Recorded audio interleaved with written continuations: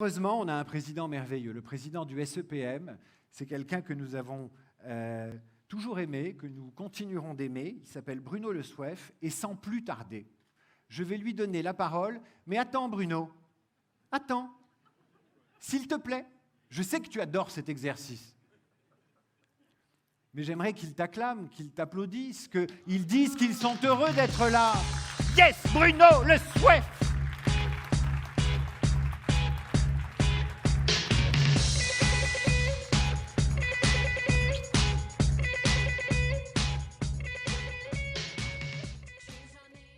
Comme disait l'autre, le sérieux, c'est maintenant, mais ce n'est pas pour longtemps.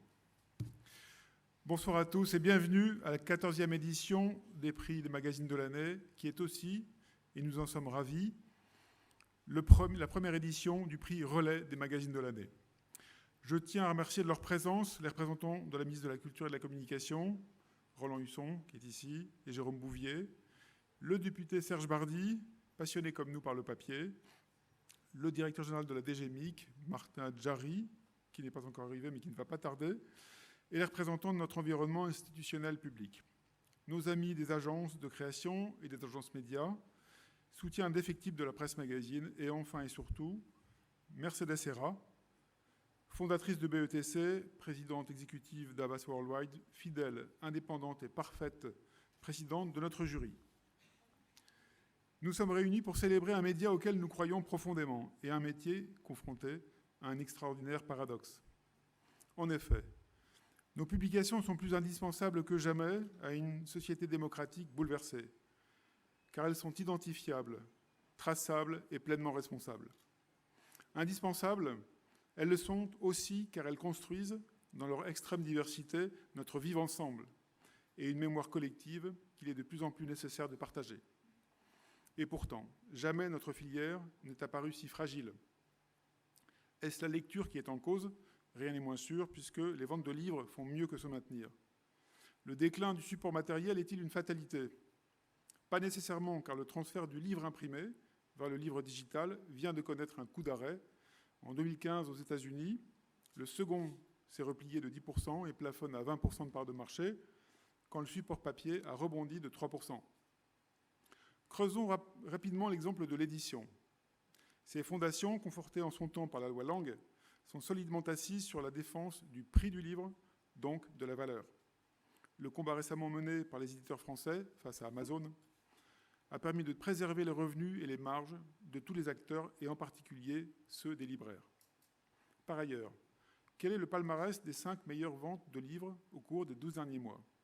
Premier, Astérix. Deuxième, 50 nuances de Grey. Troisième, Le charme discret de l'intestin.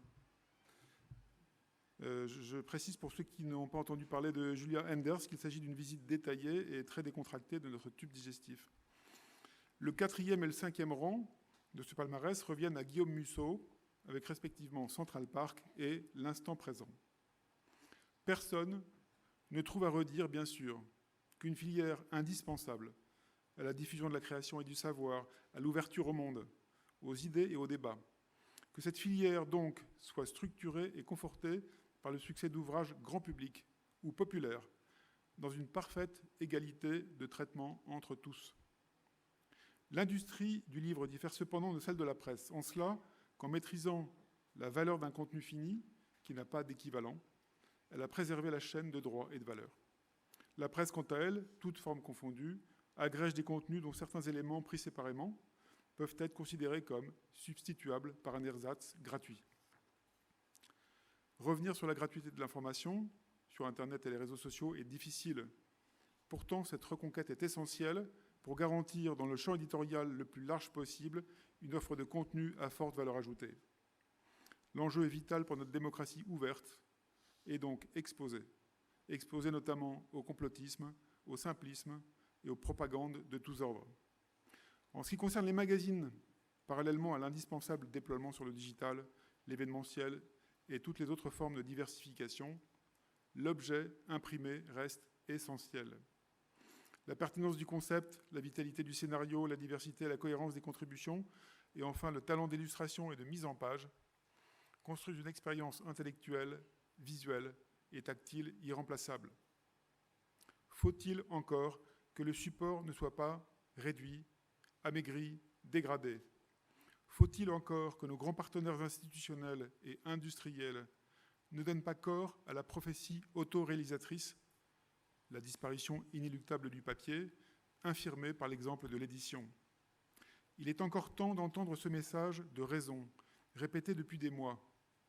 Le rapetissement forcé des grands titres populaires conduirait à la faillite de la filière.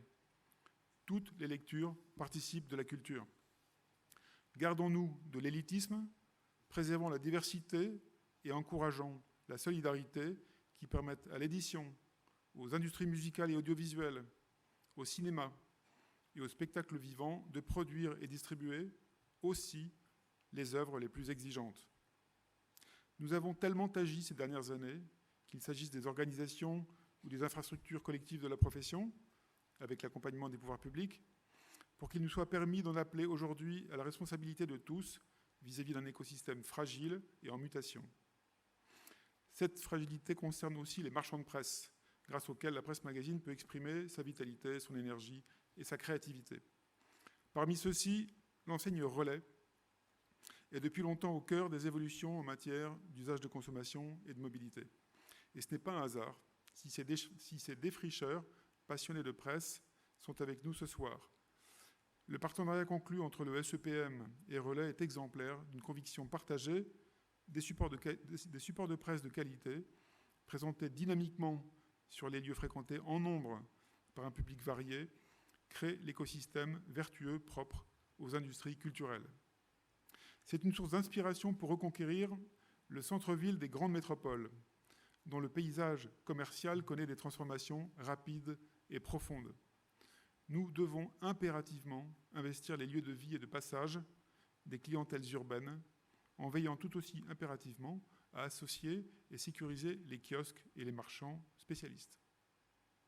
Je terminerai en accueillant Nathalie Collin, amie de la presse et fidèle amie tout court, que je remercie très chaleureusement d'avoir accepté notre invitation. Depuis sa prise de fonction, et ce malgré les quelques sujets pendants entre la Poste et la presse magazine, nous avons veillé à ne jamais embarrasser sa loyauté, et réciproquement. C'est donc à ton expérience récente, chère Nathalie, et aux défis extraordinaires que tu relèves avec le comité exécutif de la Poste, que tu dois ta présence parmi nous. Baisse tendancielle du cœur de métier, transformation des modèles économiques et sociaux, virage numérique, modification des équilibres entre les métiers, lancement d'activités nouvelles, le tout à très grande échelle. C'est peu dire que la transformation de la presse, de la Poste, lapsus presque volontaire, nous intéresse. Nathalie, c'est à toi.